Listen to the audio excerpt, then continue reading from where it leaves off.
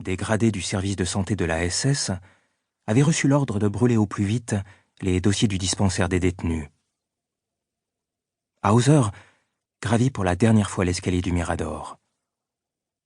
La sentinelle qui avait pris son tour de garde était un jeune homme au menton fuyant, âgé d'une vingtaine d'années. Il n'avait eu aucune peine à manipuler le garçon, qui l'avait aidé à préparer sa fuite dans le plus grand secret. Hauser atteignit la plateforme du poste d'observation. Le factionnaire se retourna et fit le salut militaire. Les talons de ses bottes claquèrent. « Herr Hauptsturmführer !»« Repos !» ordonna Hauser avec un sourire, avant de lui proposer une cigarette. « Je voulais encore vous remercier pour l'histoire du wagon de marchandises. »« Ça a marché ? Et les papiers ? » ?»« Aucun problème, tout est parti hier. Juste à temps. » Hauser jeta un coup d'œil vers les baraques en contrebas. Il s'agissait du bloc B1A, que l'on avait déjà fait évacuer en novembre. Les femmes et les enfants qui y étaient détenus avaient été transférés dans l'ancien camp de Tziganes B2E, qui servait maintenant de camp de transit. Avec la neige immaculée qui recouvrait les toits, les murs en briques marron paraissaient encore plus sales qu'ils ne l'étaient en réalité. Soudain, Hauser sentit la fatigue l'envahir. Il était resté debout toute la nuit, mais il ne pouvait pas se permettre de prendre quelques instants de repos. S'il ne voulait pas attirer les soupçons, il devait exécuter les derniers ordres qu'on lui avait donnés. Hauser réfléchit. Non, il n'avait rien oublié. Il faisait encore sombre, quand quelques heures plus tôt, il avait parcouru en voiture les 5 kilomètres jusqu'à l'Institut d'hygiène de Rajko, pour entasser dans sa valise ses travaux de recherche qu'il avait rassemblés en hâte.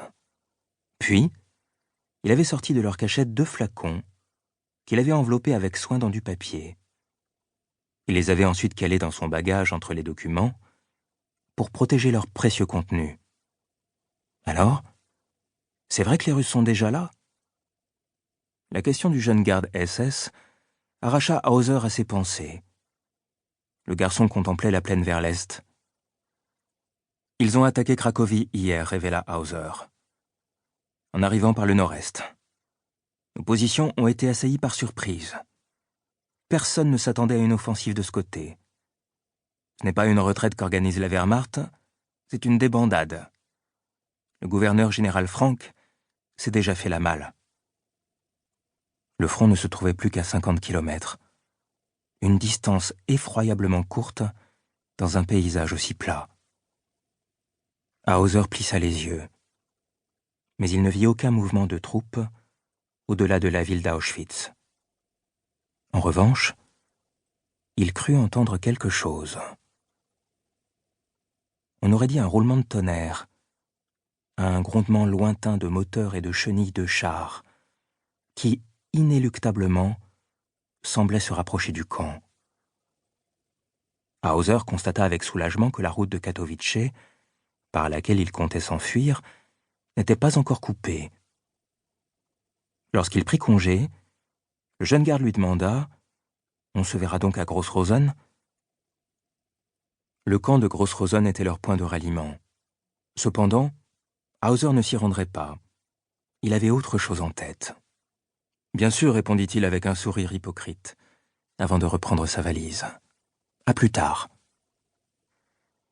Pour qu'on ne vole pas sa voiture dans l'agitation, Hauser l'avait garée près de l'entrepôt où étaient conservées les pommes de terre, situé un peu à l'écart.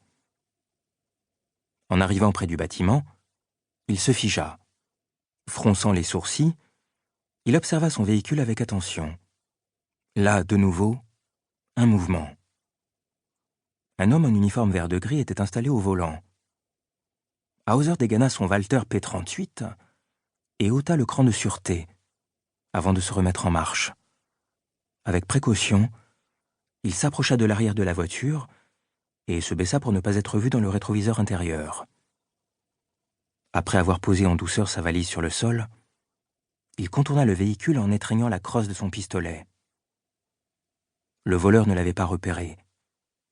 Penché en avant, il tentait de Pour continuer à écouter ce livre audio gratuitement, cliquez sur le lien dans la description et vous pourrez l'écouter en entier sans frais grâce à l'essai de 30 jours d'Audible.